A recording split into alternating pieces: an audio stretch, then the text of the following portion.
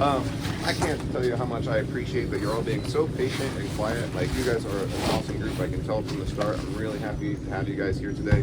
My name's Mr. W. I'm with Klamath Outdoor Science School. Today we also have Miss Madeline, Miss Izzy, and Miss Emily all here today. You guys were with Miss Emily yesterday at the lava beds, is that correct?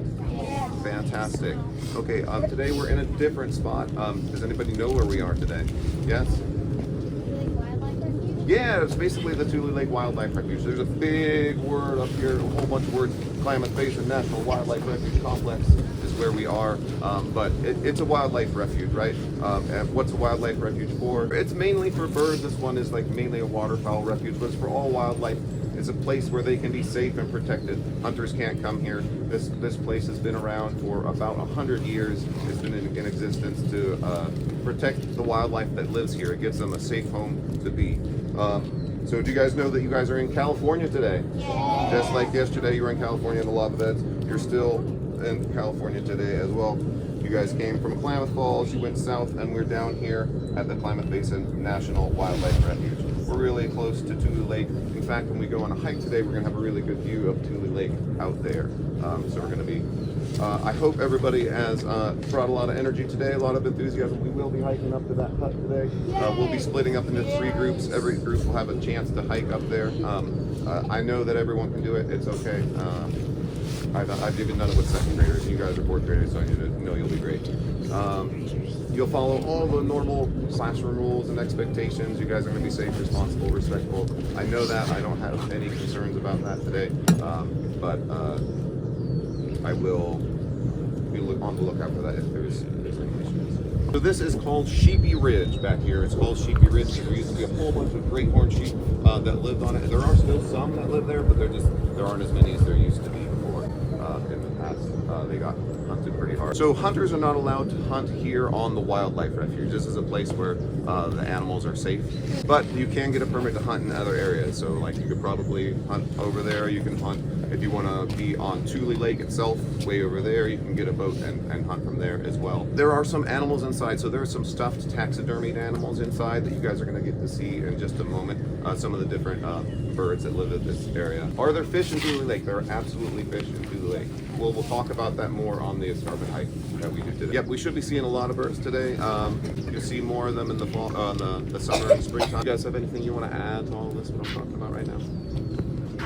No, I think you did good. We're excited to have different stations to explore here today.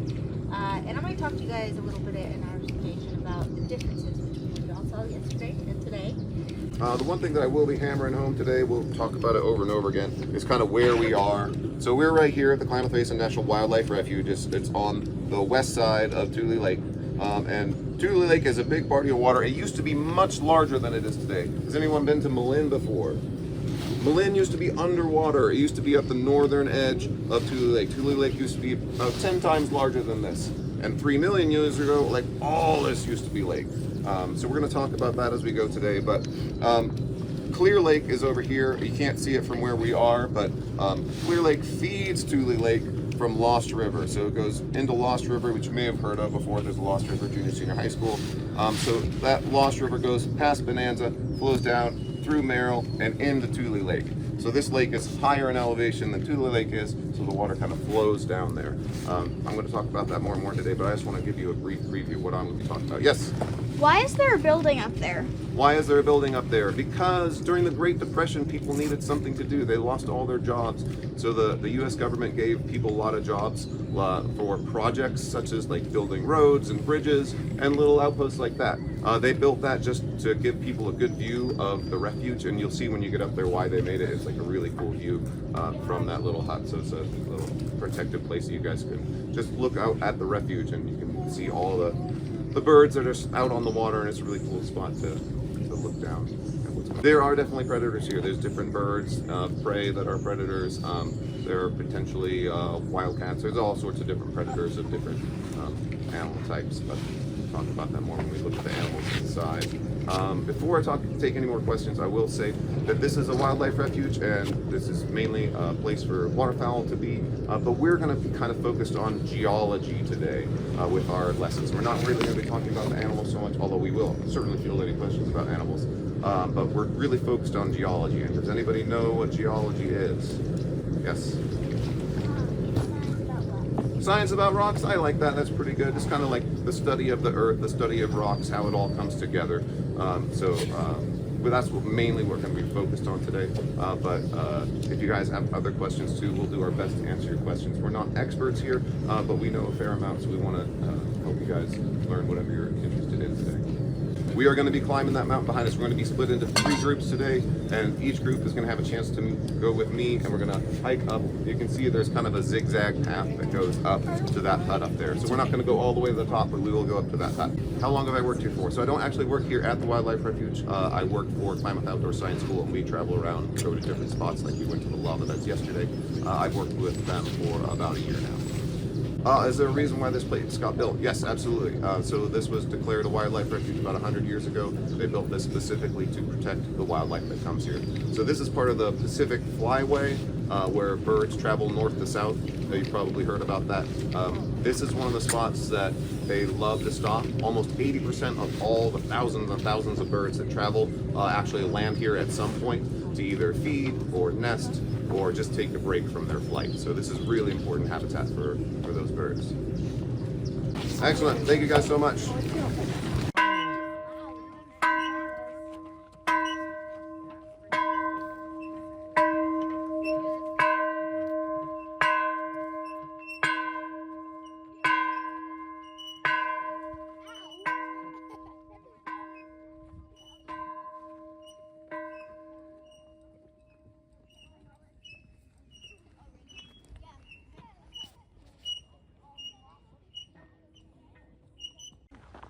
This is a zigzag trail up to the lookout tower. Kind of one of the things I want to really drive home today is that the earth changes a lot.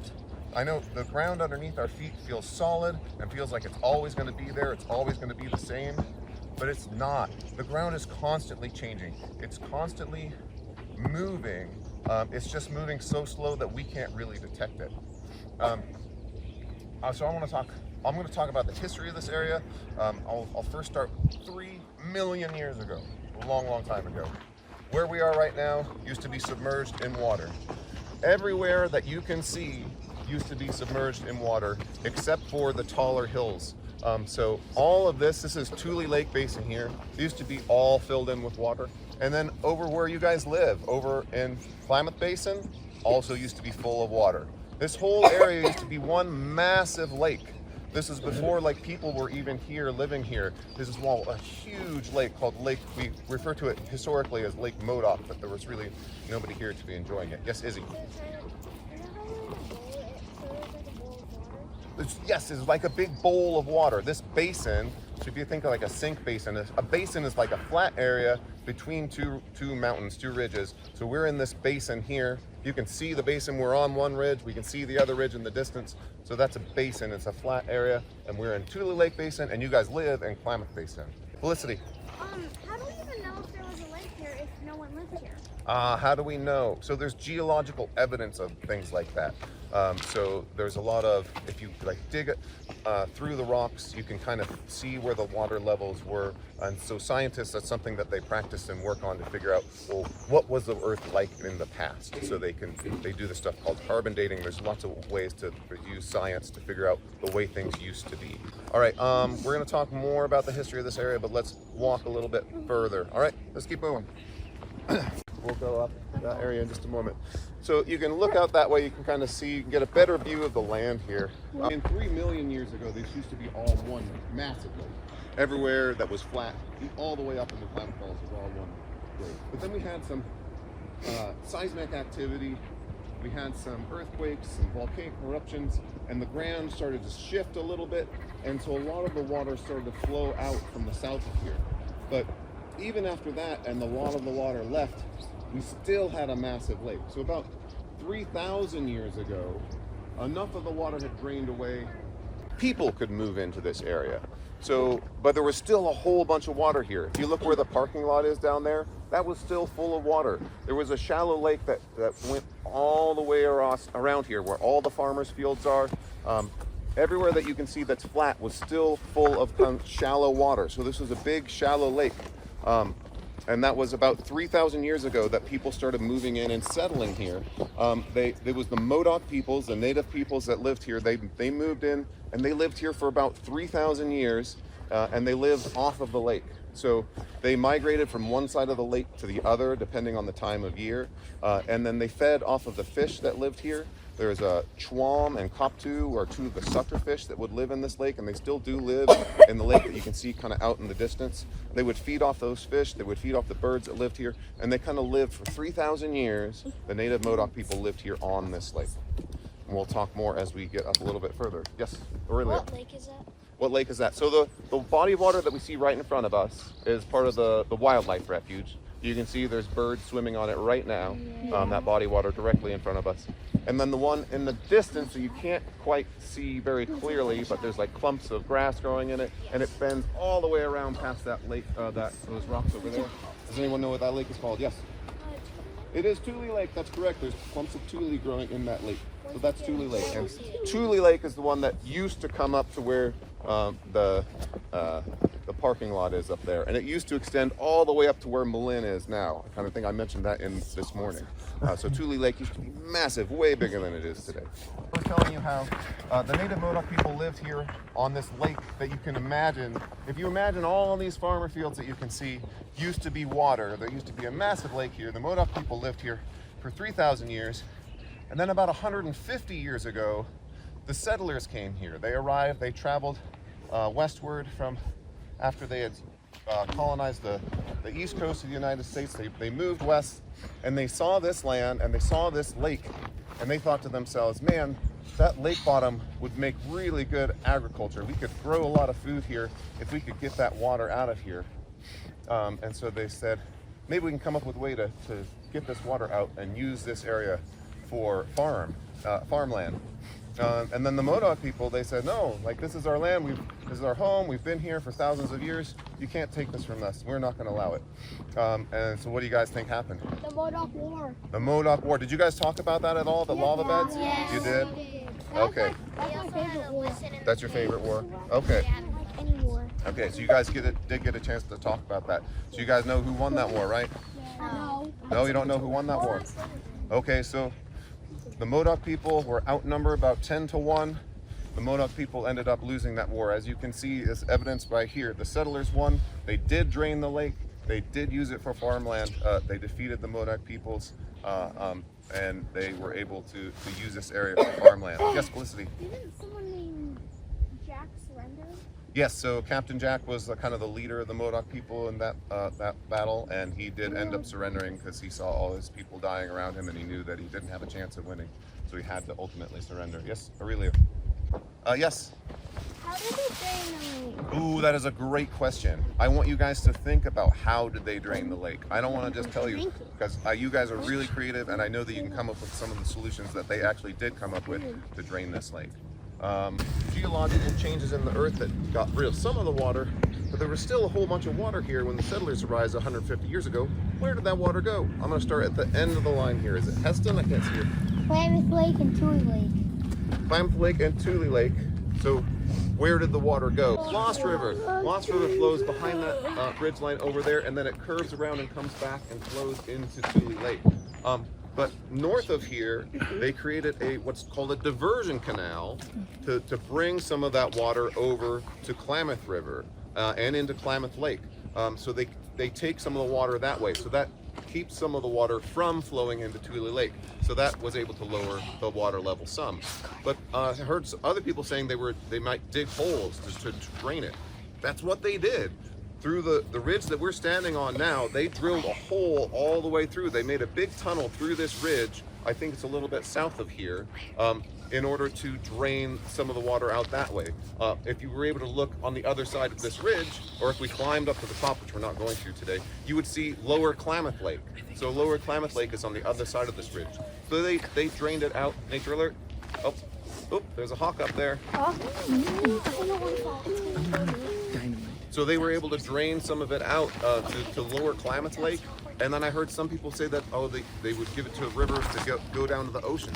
That's kind of true too, because when it goes to lower Klamath Lake connects to Klamath River, which flows down through California and out to the Pacific Ocean. So all the ideas that you came up with were things that the settlers actually did to get rid of some of this water, which is kind of ironic now because we're in such dire need of water. It feels crazy to us that they would want to get rid of the water because we are in such a need of water now. In fact, for the past 5 years, they have not had water at the Tulelake Wildlife Refuge because there just hasn't been enough water to go around. We've had such an extreme drought that they weren't able to get water into that area that you see right here, this beautiful view of the water with all the birds on it.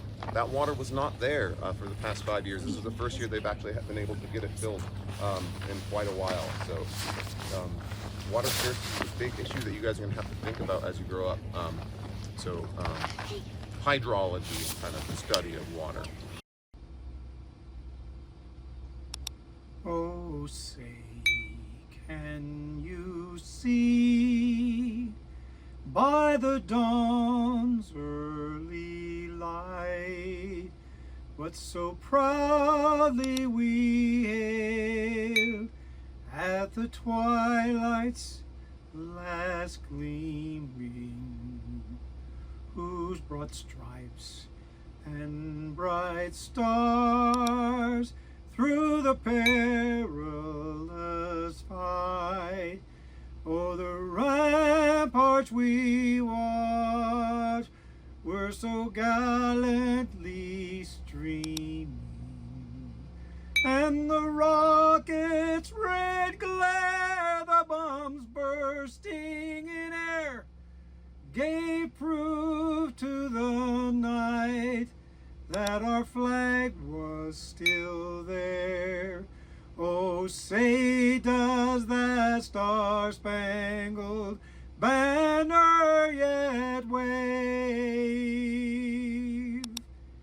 Oh, the land of the free and the home